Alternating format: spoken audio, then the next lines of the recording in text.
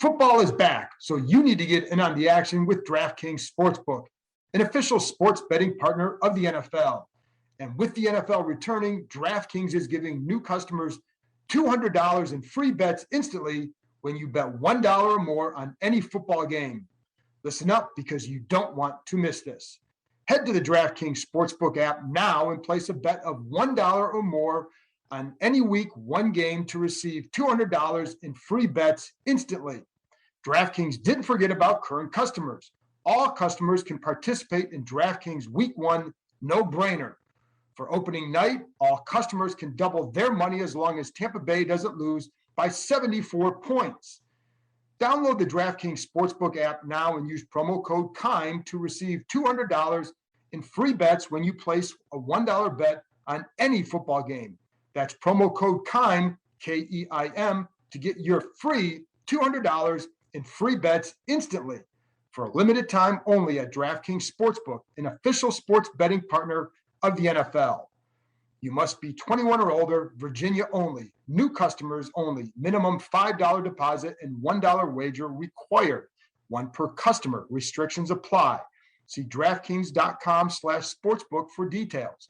If you or someone you know has a gambling problem, call the Virginia Problem Gambling Helpline at 888-532-3500. Empire.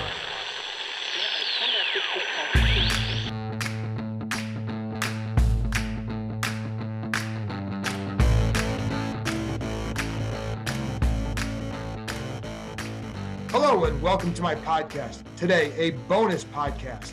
I'm joined by Nicki Jhabvala of the Washington Post to talk about the news that Ryan Fitzpatrick has been placed on injury reserve because of his hip subluxation. A big key here, after talking to people in the medical industry who know these injuries a lot more than I do, is to make sure that this hip is healed before doing anything. Otherwise, it could create a much bigger problem down the road. And Adam Schefter reported it could be a 6 to 8 week injury. I've heard that as well. I do think in this situation, it's still probably fluid down the road. So we'll see what eventually turns out. Nonetheless, it will be a longer stint on the IR than I think anybody would want.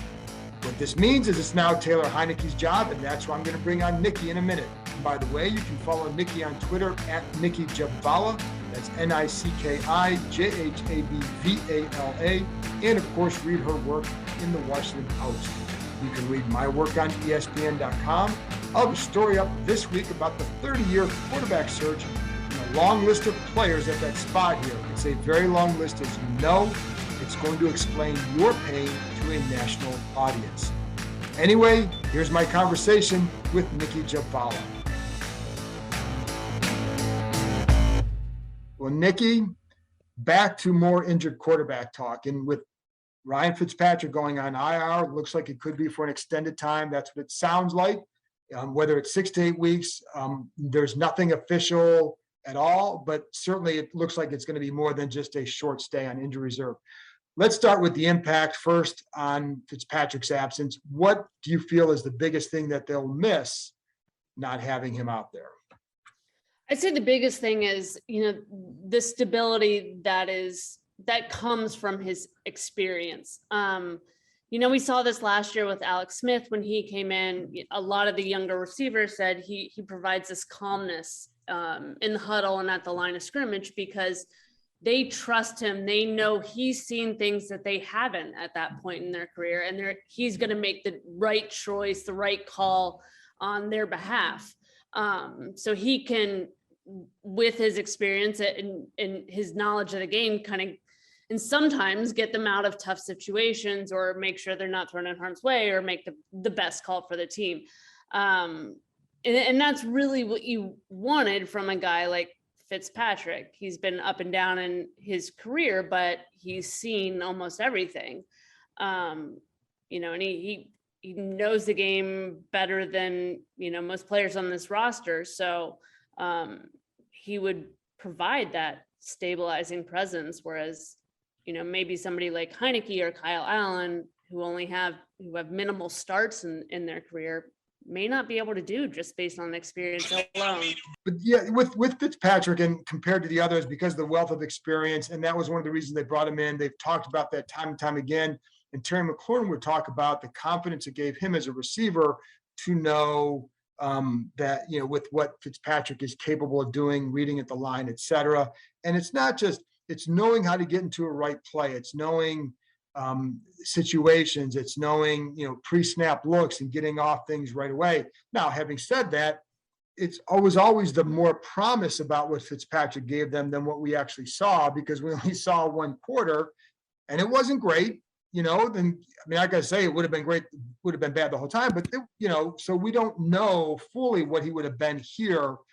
But I do know that wisdom is something that they all talked about.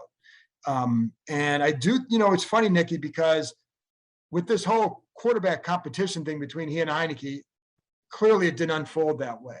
We never really thought that. But I think going into camp, if Fitzpatrick hadn't shown that he had progressed from the spring based on the knowledge, as you remember, they talked about how it was a little bit harder for him, maybe it would have developed. But so I don't know. I'm just, the other thing, Nicki, too, that I feel bad for the guy, because this was his chance to come in and be a guy for a season. Right. And you think about how many starting quarterbacks they've had even over the last few years. I think since 2018, they've had 9 by my count, and that's including Heinicke in his postseason start. So how do you create any sort of continuity with your offense like that? Put aside that the coaching regime changes. Last year they cycled through 4 different starters. So, finally it felt like they might have one clear starter from the outset. And, I thought there was a chance of, there being a rotation at some point in the season, but never did I imagine it would be in the second quarter of game 1. No, and I think that's the problem is, I think we've talked before, but you look at that group, and I felt like that group, and I think they felt like that group was good enough to get them through the season, get them into that 9-10 win range with what the defense they hoped would show them. But when you lose a guy in the first game, I think you're really testing that depth. Now, again, if he can come back in the second half of the year, well, that could be a big help, but it is a loss. Who do you think that is there, and it may be hard to answer this right away, but is there a player you think might be most affected by this change? My first thought is the receivers. I think there are some similarities in the play style of Ryan Fitzpatrick and Taylor Heinicke, but generally they're very different. The mobility of Heinicke, for one, is something that Fitz just doesn't have. But they're both capable of going deep. They're both willing to take the deep shots. So at least they still have that. They're not going back to, check down on every other play. But you think about what comes with, just the transition of going to another quarterback who maybe you didn't have as many reps with in camp. So you think about the younger receivers, maybe like a De'Ami Brown or Dax Milne, if he gets much time on offense. It's just another adjustment they have to make on top of the many other adjustments that are probably spinning in their head as they, get acclimated to the pro speed, the expanded playbook, the stiffer competition. So those are the ones I think of it. Logan Thomas has played with Heinicke, clearly had success in Sunday's game. Same with Terry McLaurin, Cam Sims. Adam Humphries is a guy that has adjusted to a number of quarterbacks in his career. So you think primarily of the youngest, least experienced guys who will probably have a significant role in this offense, or they want to have a significant role.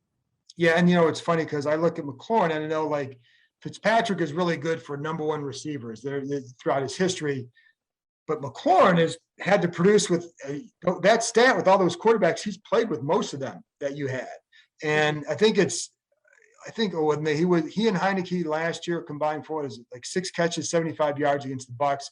I think he's going to be okay. Here's my other question, Nicki, about Heinicke is what's your confidence level in him as the guy now for multiple weeks? Not great. And it's not for anything he's done or hasn't done. It's more the fact that he has 2 career starts to his name, and he suffered injuries in both of them. He told us in the offseason that he put on about 15 pounds of muscle to be able to withstand, the hits he'll take and to be able to stay in longer. But that just the track record alone, it's worrisome. And then you look at Kyle Allen, who started 4 games, but was placed on injured reserve with, pretty severe ankle injury midway through the season. So between the 2 of them, I think it's a significant concern. There's always that worry and that fear that they're going to be thrown into the same cycle as last year, only they don't have an Alex Smith or that veteran behind them as sort of a safety net. No, and speaking of veterans, we can squash it now with Cam Newton. I mean, they have. I know people always ask about it because of the Rivera connection. They've had multiple chances in the past to bring him in here. They didn't. Kyle Shermer's here on the practice squad, so I think we move on from that. Correct? Is that how you feel? Yes. Okay. Yes. There we go. We addressed it. We move on. Going back to Taylor, the things that I've liked, it's funny because this is the same group that cut him 2 years ago or a couple years ago in Carolina. And I think one of the things, and just over the last year or since he's been here, like, where is he better? Because can he do something more that he couldn't do then? I think there's a willingness to throw deep more. I think they like the way he goes through his progressions better.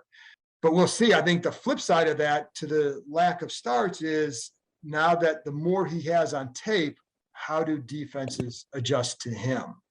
That will be a big key. Right. I mean, we've seen it with other quarterbacks who, across the league, even where they're deemed more backups and their capabilities and, just their experience. I mean, I look at players like, I don't know, I always go back to Denver because I know it, but like a player like Trevor Siemian, he had a great first couple of games as a starter for Denver, but teams quickly figured him out. He was picked off multiple times a game, and it just became harder and harder. He took so many terrible hits. So that's always the fear. I mean, there's right now, even though Taylor Heinicke has been in the league for a number of years, he has little play time. He's been often that practice squad quarterback, that quarantine quarterback that he was brought in to be last year, and never really sees the field. So he's had a lot of time in the classroom, just not much on the field. So there's little tape, but that's not going to be the case for much longer. Why do you think he does provide that? I mean, is it just the running? Do you think there's something else about him that provides that spark? I try to avoid like these vague things, but I do. Yeah.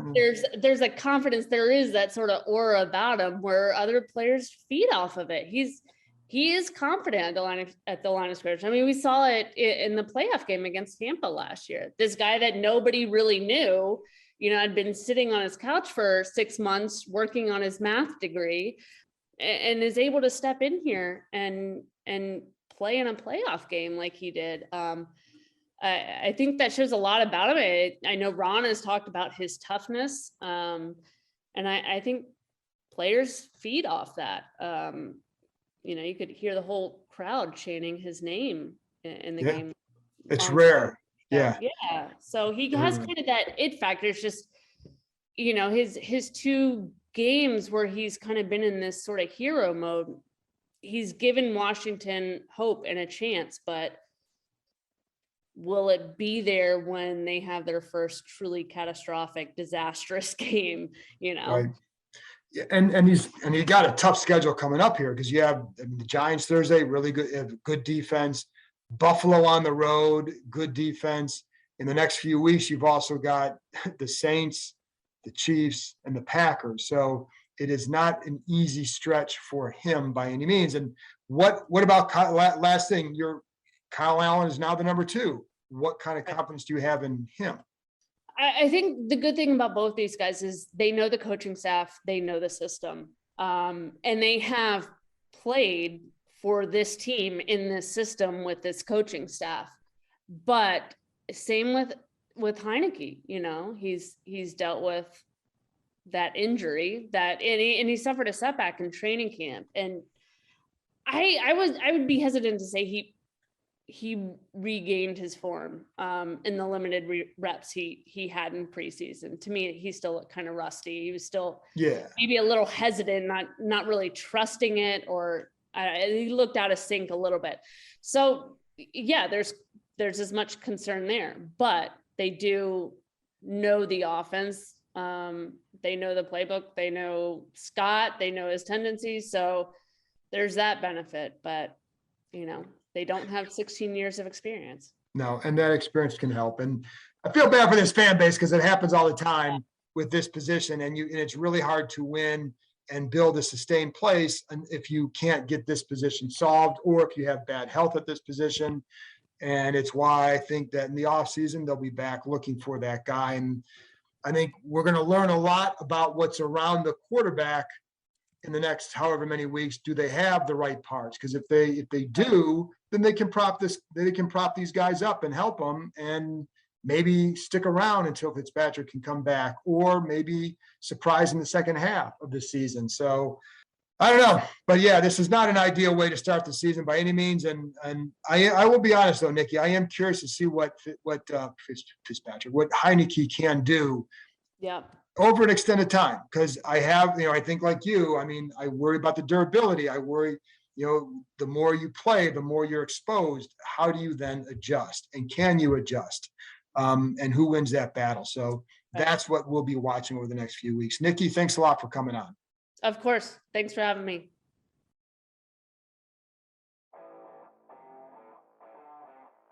Prosper Insurance has an offer that's tough to beat and will benefit you one way or another. When you get a quote with Prosper Insurance, if they can't beat your home or auto quote, they will send you an official Washington football team legend jersey. Of course, if they do beat it, you'll be able to forge your own jersey or two. I can tell you from experience, the quote I received was $2,000 less than my previous insurer. It might not be like that for everyone, but why not find out? Finding the right insurance can be a pain, but Prosper makes it easy while providing great service and advice. Their licensed advisors shop the market with top companies like Allstate, Nationwide, Progressive, Travelers, and more to find you the perfect coverage at a great rate, which helps explain why Prosper has more than 1,000 five-star reviews on Google. You have nothing to lose. Simply visit prosper.insurance/Keim to get your quote and a possible Washington football team legend jersey. That's prosper.insurance/Keim, Keim. This offer is good from September 13th to September 30th. You know what else is cool? They plant a tree for every policy they write. That's more than 66,000 trees and counting. Get ready to feel good about your insurance. That's it for this episode. Thanks to Nicki for joining me, and thank you, as always, for listening. I'll have another episode taking a quick look at the New York Giants with ESPN reporter Jordan Raanan. That will come out Wednesday. I'll also have my prediction at that time. I'll talk to you next time.